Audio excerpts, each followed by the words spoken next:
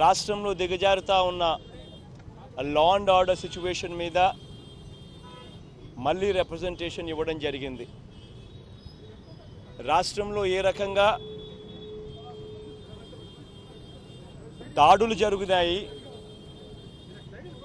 దాడులు జరిగిన తర్వాత ఎన్నికల రోజు ఎన్నికలు అయిపోయిన తర్వాత జరిగిన ఆ దాడుల్లో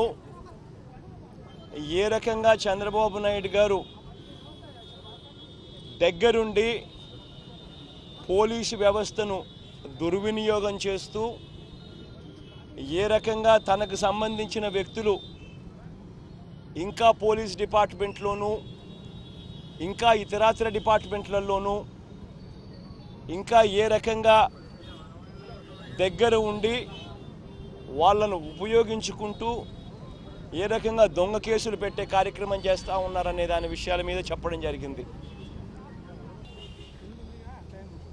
ఈవీఎంలకు సంబంధించి నేను చంద్రబాబు నాయుడు గారిని, ఇన్ఫ్యాక్ట్ మీరంతా కూడా చంద్రబాబు నాయుడు గారిని ఒక ప్రశ్న సూటిగా అడగాలమ్మా, ఒక ప్రశ్న సూటిగా అడగాలి చంద్రబాబు నాయుడు గారిని. ఈవీఎంలు అన్నది 80% ఆఫ్ ది జనాభా ఓట్లు వేసినారు. రికార్డ్ పోలింగ్ 80% జనాభా వెళ్ళి పోలింగ్ బూత్లో బటన్ నొక్కినారు. బటన్ నొక్కిన తర్వాత వాళ్ళు ఏ పార్టీకి ఓటేశారని వీవీప్యాట్లో వాళ్ళకి కనిపిస్తూ ఉంది. వాళ్ళకి వీవీప్యాట్లో వాళ్ళు వేసిన ఓటు, వీవీప్యాట్లో వాళ్ళకి కనిపించే ఓటు రెండు మ్యాచ్ అయ్యాయి కాబట్టి వాళ్ళు సాటిస్ఫై అయ్యి బూత్లో నుంచి బయటకు వచ్చారు. ఈ 80% మంది ఎవరైతే ఓటేశారో ఎవడు కంప్లైంట్ చేయాల, ఏ ఓటరు కూడా కంప్లైంట్ చేయాల. ఇప్పుడు నేనున్నాను, వెళ్ళి నేను ఫ్యాన్ గుర్తుకు నేను నొక్కిన తర్వాత వీవీప్యాట్లో నాకు సైకిల్ గుర్తు కనిపిస్తే నేను ఎందుకు గమ్మనుంటాను కదా. బూత్లో అక్కడే నేను గొడవ చేసిండు, బూత్లోనే వెంటనే కంప్లైంట్ లాంచ్ చేసిండు, బూత్లోనే అన్నీ చేసిండు కదా.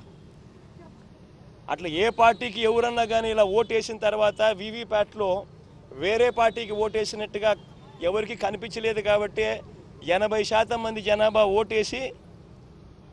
ఓట్లేసిన ప్రతి ఒక్కరూ సాటిస్ఫై అయ్యి ఎటువంటి బూత్లో కానీ బూత్లో కంప్లైంట్ ఇవ్వడం కానీ పోలింగ్ ఆఫీసర్ దగ్గర కంప్లైంట్ ఇవ్వడం కానీ ఎటువంటి ఎక్కడ జరగల. ఇవన్నీ చంద్రబాబు నాయుడు గారికి తెలిసి తాను ఎవరికి ఓటేశాడో తనకే తెలియదని చెప్పి సినిమాలో ఒక సినిమాలో విలన్ పాత్ర పోషిస్తూ డ్రామాలు చేయడము ఎంత మటుకు ధర్మం చంద్రబాబు నాయుడు గారిని నేను అడుగుతా ఉన్నా. ఇంకొకటి రెండో విషయం, ఇంకోటి చంద్రబాబు నాయుడు గారిని అడుగుతా ఉన్నా. పోలింగ్ మొదలయ్యే ముందు ప్రతి పోలింగ్ బూత్లోనూ అన్ని పార్టీలకు సంబంధించిన పోలింగ్ ఏజెంట్లు అక్కడ కూర్చుంటారు. వాళ్ళందరూ కూర్చున్న తర్వాత ఈవీఎంలు వీళ్ళందరూ చెక్ చేస్తారు, వీళ్ళందరూ టెస్ట్ చేస్తారు. 50 ఓట్లు మాక్ పోలింగ్ చేస్తారు. 50 ఓట్లు మాక్ పోలింగ్ చేస్తారు ఈ పోలింగ్ ఏజెంట్స్. వాళ్ళు నొక్కిన గుర్తు వీప్యాట్లో వాళ్ళకు స్లిప్ ఏదైతే బయటకు వస్తుందో ఆ గుర్తు రెండు మ్యాచ్ అయినాయా లేదో చూసుకుంటారు. చూసుకున్న తర్వాత వీళ్ళు సంతకాలు పెడతారు, పోలింగ్ ఏజెంట్ సంతకాలు పెడతారు. మేము వెరిఫై చేసినాము, 50 ఓట్లు ఒక్కొక్కరు 50 ఓట్లు వెరిఫై చేసినాము, ఈవీఎంలు బాగా పనిచేస్తూ ఉన్నాయి అని సంతకాలు పెడతారు. ఆ సంతకాలు పెట్టిన తర్వాతనే జనరల్ ప్రజలకు, పబ్లిక్కు ఓటింగ్ను పర్మిట్ చేస్తారు. ఓటింగ్ తర్వాతనే అవకాశం ఇస్తారు జనరల్ పబ్లిక్కు.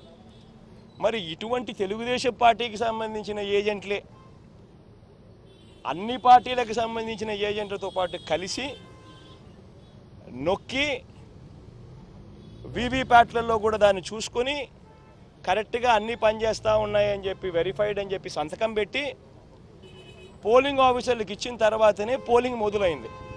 మళ్ళీ ఏ రకంగా చంద్రబాబు నాయుడు గారు చెప్తారు ఈ రకంగా ఈవీఎంలు అది జరిగాయి, ఈవీఎంలు ఇది జరిగాయి, నేను ఎవరికి ఓటేసానో నాకు తెలియదు అని చెప్పి ప్రజలను తప్పుదోవ పట్టించడం నిజంగా ఒక ముఖ్యమంత్రి స్థాయిలో ఉన్న వ్యక్తి చేయదగ్గ పనేనా అని అడుగుతా ఉన్నా.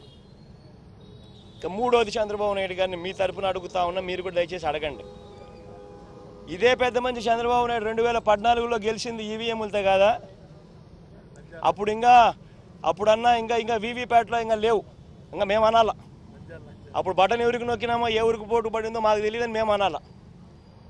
కానీ ఇక్కడైతే కనీసం కనిపిస్తూ ఉంది. వీవీప్యాట్ తర్వాత ఇంకా వీవీప్యాట్ కూడా వచ్చింది. బటన్ నొక్కిన తర్వాత వీవీప్యాట్లో కనిపిస్తూ ఉంది ఏ పార్టీకి ఓటు వేసామని. అప్పుడు చంద్రబాబు నాయుడు 2014లో గెలిచినప్పుడు అది కూడా లేదు. అయినా మేమేమనలా. చంద్రబాబు నాయుడు గారు నంద్యాల బై ఎలక్షన్ చేసినాడు, తర్వాత 30,000తో గెలిచినాడు నంద్యాల బై ఎలక్షన్. అప్పుడు ఇదే ఈవీఎంలు ఇదే వీవీప్యాట్. ఆయనకు అనుకూలంగా తీర్పు వస్తే ఏమలా అన్నీ బాగున్నాయి.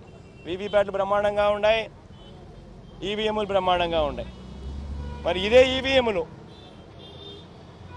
జనరల్ ఎలక్షన్స్కు 3 నెలల ముందు రాజస్థాన్, ఛత్తీస్గఢ్, మధ్యప్రదేశ్ 3 రాష్ట్రాలలో కాంగ్రెస్ పార్టీ గెలిచింది, ఇంక్లూడింగ్ కర్ణాటకలో కూడా 4 రాష్ట్రాల్లో Congress party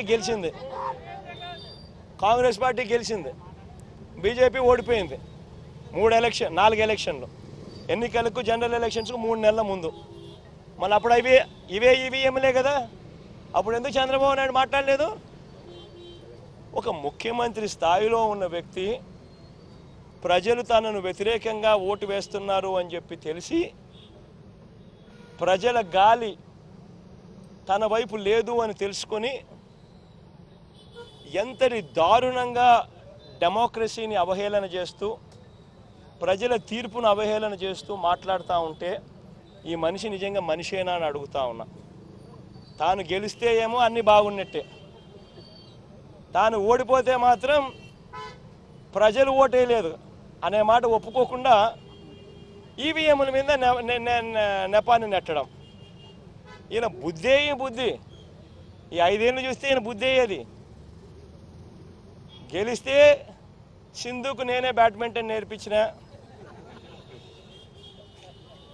bill gates computer ఎలా నొక్కాలో నేనే నేర్పించిన, సెల్ ఫోన్ నేనే కనిపెట్టా.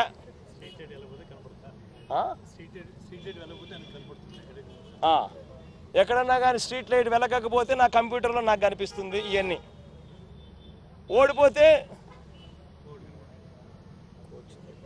ఓడిపోతే సింధు కోచ్ తప్పు, నా computer correct, bill gates button నొక్కడం కరెక్ట్గా నొక్కల. ఇవన్నీ మాట్లాడతాడు. ఇదే జరుగుతూ ఉంది. ప్రజలు చంద్రబాబు నాయుడు గారు 5 సంవత్సరాల పరిపాలన చూశారు, ఆయన చేసిన మోసాలను చూశారు, ఆయన చేసిన అన్యాయాలను చూశారు, ఆయన చేసిన అధర్మ పరిపాలన చూసిన తర్వాత ప్రజలు ఈ 5 సంవత్సరాల చంద్రబాబు నాయుడు గారి పరిపాలనతో ప్రజలు విసిగెక్కిపోయి ఇక వద్దు బాబు చంద్రబాబు నాయుడు నీ పరిపాలన, బాయ్ బాయ్ బాబు అని చెప్పి ప్రజలు పూర్తిగా డిసైడ్ చేసుకొని చంద్రబాబు నాయుడుకు బాయ్ బాయ్ బాబు చెప్పినారు. ఇటువంటి పరిస్థితుల్లో చంద్రబాబు నాయుడు గారు తాను ఓడిపోతున్నాడు అని తెలుసుకొని దానిని ఆ నెపాన్ని తాను అన్యాయమైన మోసపూరిత పాలన మీద రాకుండా ఈవీఎంలో లేకపోతే ఇంకొకరో మీద నేరాన్ని నెట్టేందుకు విశ్వ ప్రయత్నం చేస్తూ ఉన్న అన్యాయమైన పరిస్థితి ఇవాళ ఈ రాష్ట్రంలో చూస్తూ ఉన్నాం. ఇటువంటి దుర్మార్గుడు, ఇటువంటి మోసగాడు, ఇటువంటి రాక్షసుడు, ఇటువంటి అన్యాయస్తుడు ఎంత త్వరగా పోతే ప్రజలకు అంత మంచి జరుగుతుంది.